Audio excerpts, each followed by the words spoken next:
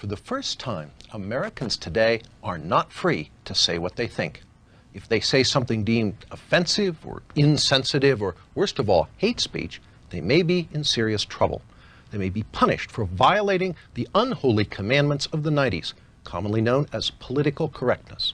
But is political correctness a new phenomenon? We'll show you tonight that political correctness has been in the making for more than 8 decades. And it seems that a deteriorating society is exactly what political correctness strives for. But just what is political correctness? As you're about to see, political correctness is nothing less than a Marxist ideology. Marxism translated from economic into cultural terms in an effort going back not to the 1960s, but to World War I. Marxist theory had predicted that if war came to Europe, the working class in every European country would rise in revolt. But that theory proved wrong.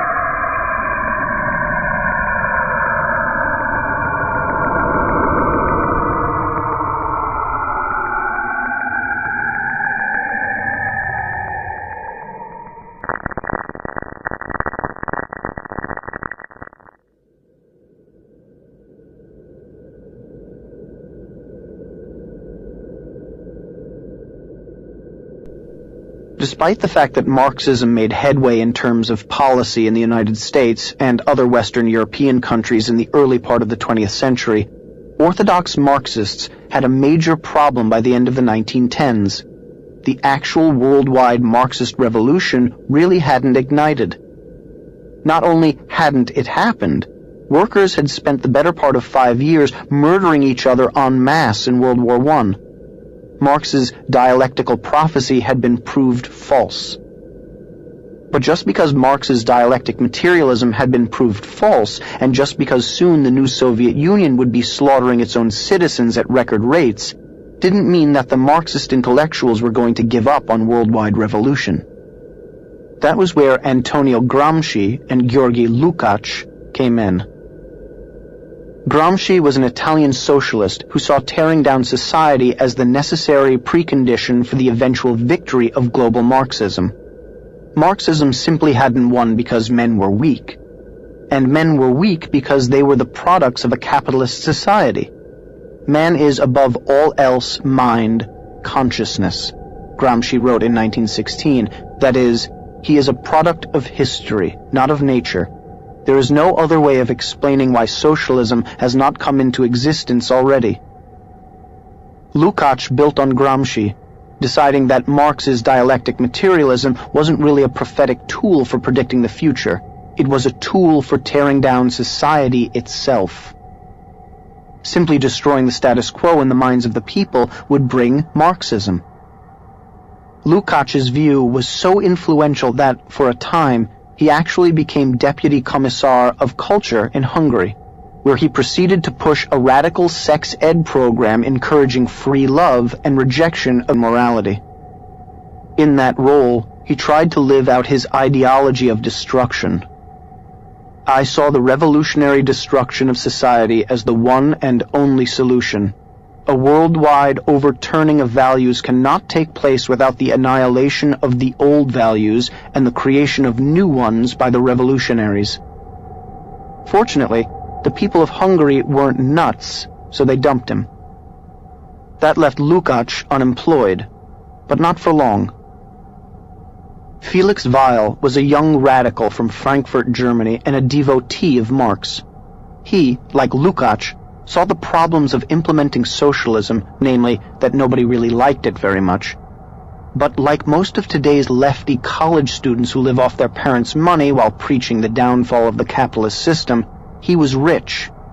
So he used his granddaddy's money to fund the Institute for Social Research, which was really a precursor to John Podesta's Center for American Progress, funded by George Soros.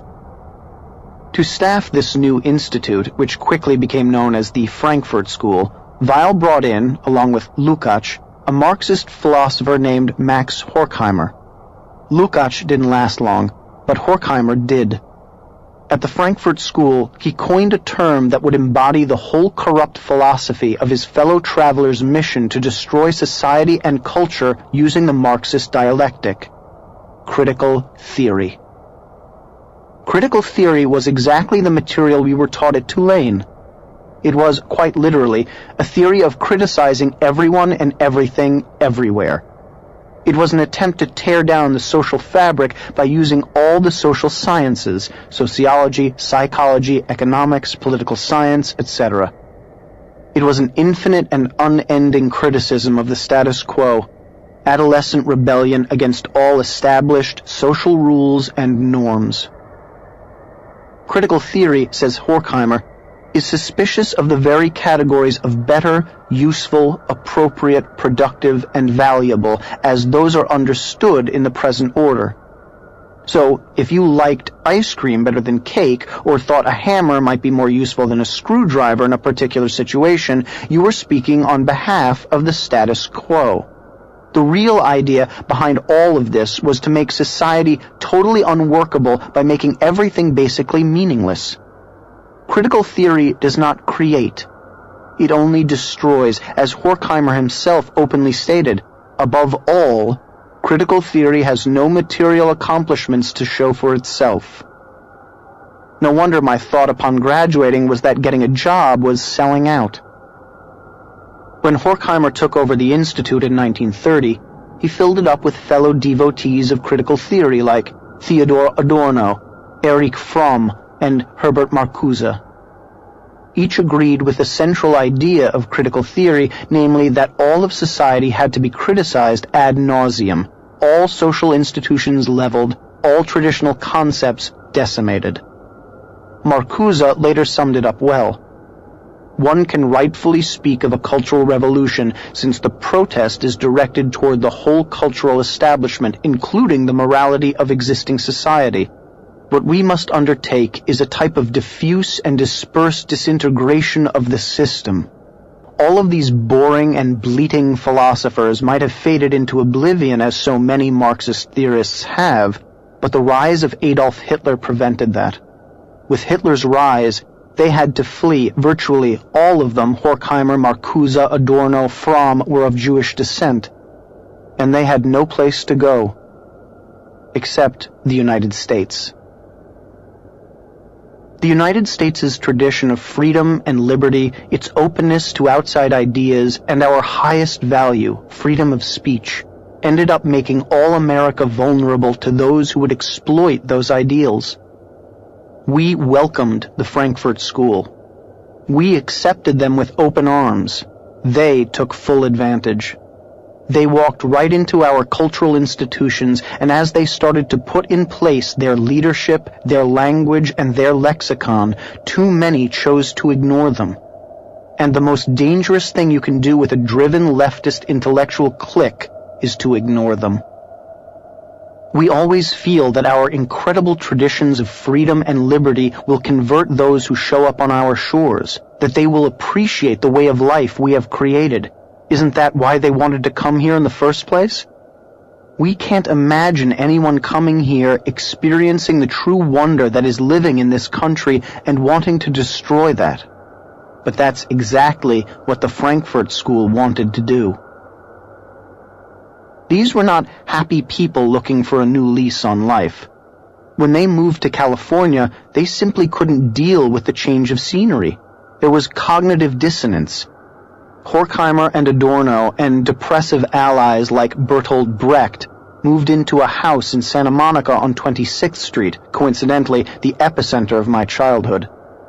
They had moved to heaven on earth from Nazi Germany and apparently could not handle the fun, the sun, and the roaring good times. Ingratitude is not strong enough a word to describe these hideous malcontents. If only they had had IKEA furniture, this would have made for a fantastic season of the real world. Brecht and his ilk were the Kurt Cobains of their day, massively depressed, nihilistic, people who wore full suits in 80-degree weather while living in a house by the beach.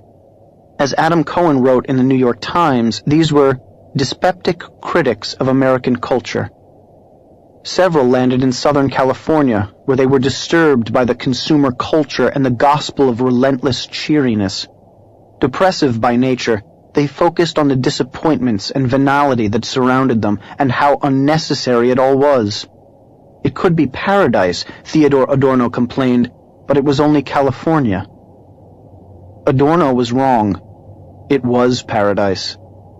To the rest of the world, America's vision was a vision of paradise, and these Marxists were here to try and destroy the best lifestyle man had ever created. If I could go back in a time machine, I would go back to kick these malcontents in their shins.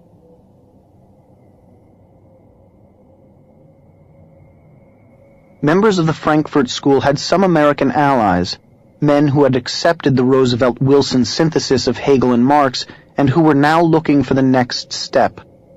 The Frankfurt School had been sending mailers out to prominent fellow traveler sociologists in the United States for some years and creating connections with them.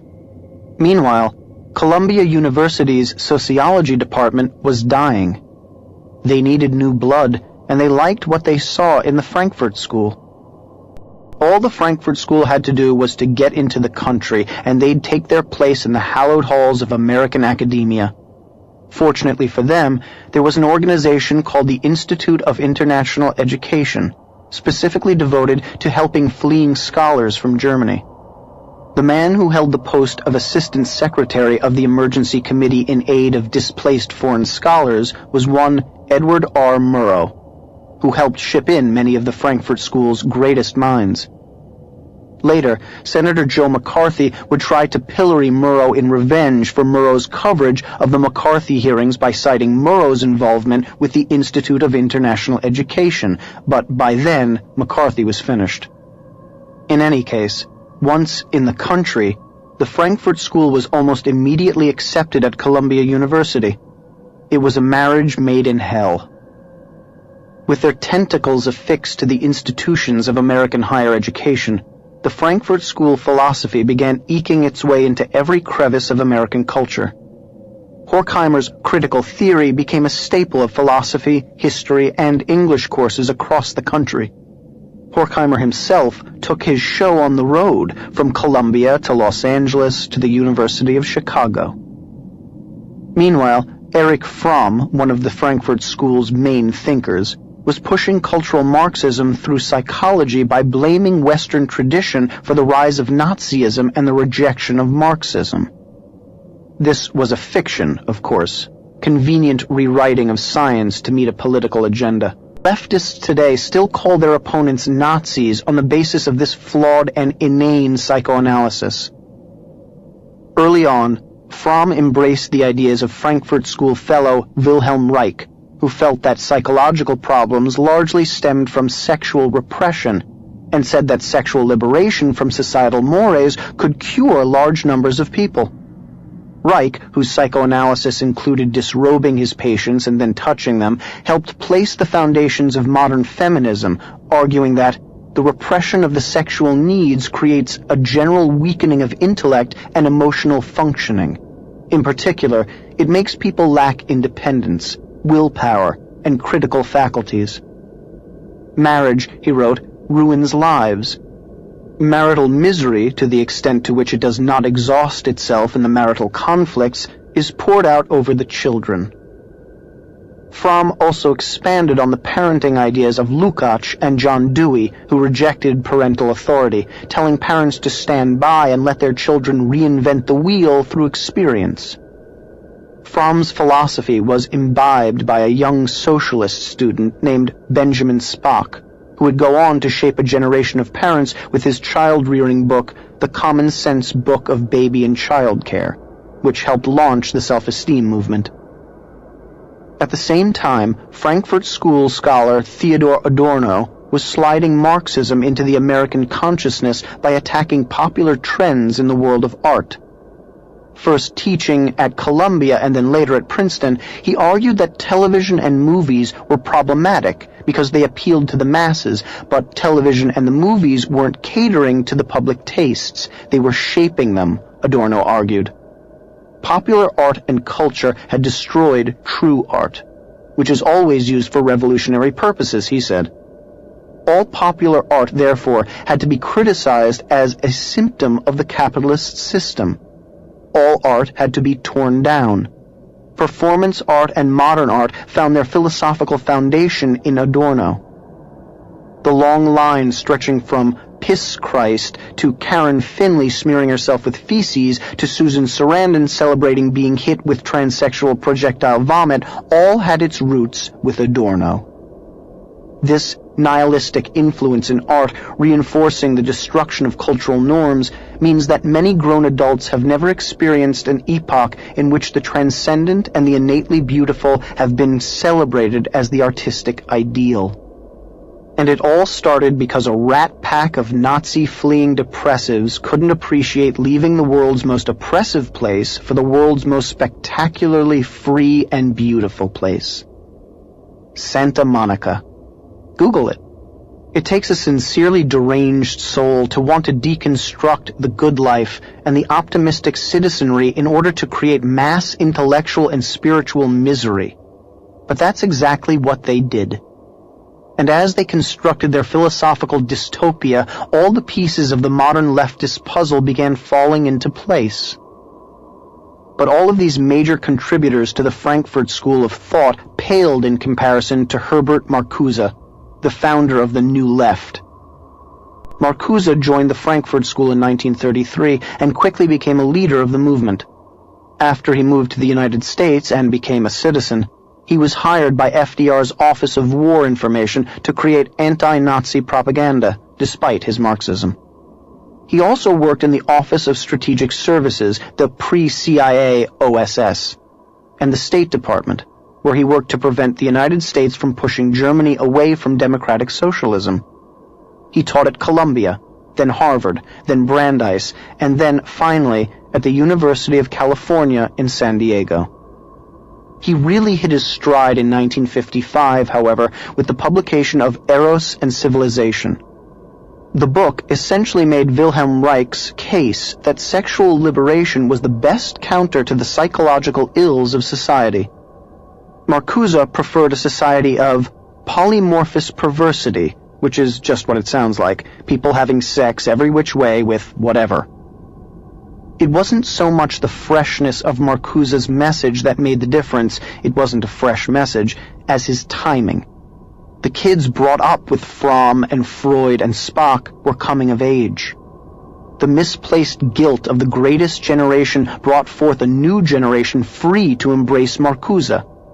While similar philosophies of sex had failed in the 1920s, 1930s, and 1940s, by the 1950s, the men and women who had suffered through the Great Depression and fought in World War II were determined to raise privileged kids who would never have to actually fight for their country or work for their food.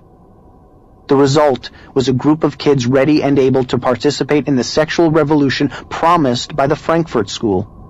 Marcuse excused sexual promiscuity as the fulfillment of the need for the people to rise up against Western civilization and to free themselves of the sexual repression it created. Not a hard sell for teenagers.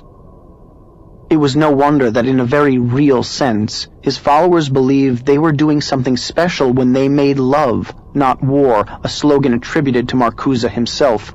They were using their sexual energy to bind the world together rather than destroy it, as sexual repression would do. While Marcuse may not have been the most important intellectual force behind the Frankfurt School, he was its most devious and effective marketer. The advertising adage, "sex sells," was applied to selling a generation on the idea that their parents' values and ideals were repressive and evil. Where geographically did Marcuse come to this nihilistic understanding? The picturesque cliffs of La Jolla overlooking the Pacific Ocean. Marcuse carried his critical theory in another destructive direction as well. While repeating the Marxist trope that the workers of the world would eventually unite, he saw the Third World's anti-colonial movements as evidence that Marx was right. He recognized that in the United States there would be no such uprising by the working class. He therefore needed a different set of interest groups to tear down capitalism using his critical theory. And he found those groups in the racial, ethnic, and sexual groups that hated the old order. These victimized interest groups rightly opposed all the beauties of Western civilization with all the defiance and the hatred and the joy of rebellious victims, defining their own humanity against the definitions of the masters. Marcuse's mission was to dismantle American society by using diversity and multiculturalism as crowbars with which to pry the structure apart, piece by piece. He wanted to set blacks in opposition to whites, set all victim groups in opposition to the society at large. Marcuse's theory of victim groups as the new proletariat, combined with Horkheimer's critical theory, found an outlet in academia, where it became the basis for the post-structural movement, gender studies, LGBT/queer studies, African American studies, Chicano studies, etc. All of these blank studies brazenly describe their mission as tearing down traditional values and the accepted traditions of Western culture and placing in their stead a moral relativism that equates all cultures and all philosophies, except for Western civilization, culture, and philosophy, which are exploitative and bad. Marcuse was widely accepted in the 1960s by the student movement. So much so that students in Paris during the 1968 uprising marched with banners reading Marx, Mao, and Marcuse. But he still wasn't winning in America. Marcuse had a big problem. America's founding ideology is still far sexier than that of the Marxists, who insist on a tyrannical state of equality rather than freedom with personal responsibility. Even if Marcuse was promising unending sex, drugs, and rock and roll, most Americans were more interested in living in liberty with their families, in a society that values virtue and hard work rather than promiscuity and decadence. So Marcuse had to find a way to defy the opposition. He found it in what he termed repressive tolerance.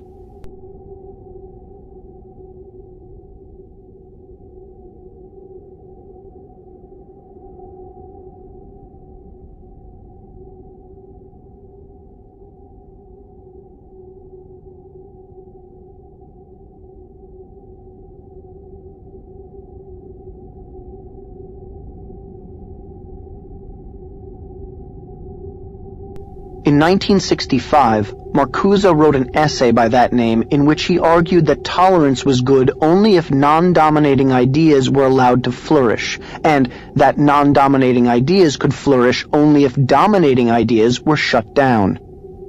The realization of the objective of tolerance, he wrote, would call for intolerance toward prevailing policies, attitudes, opinions, and the extension of tolerance to policies, attitudes, and opinions which are outlawed or suppressed.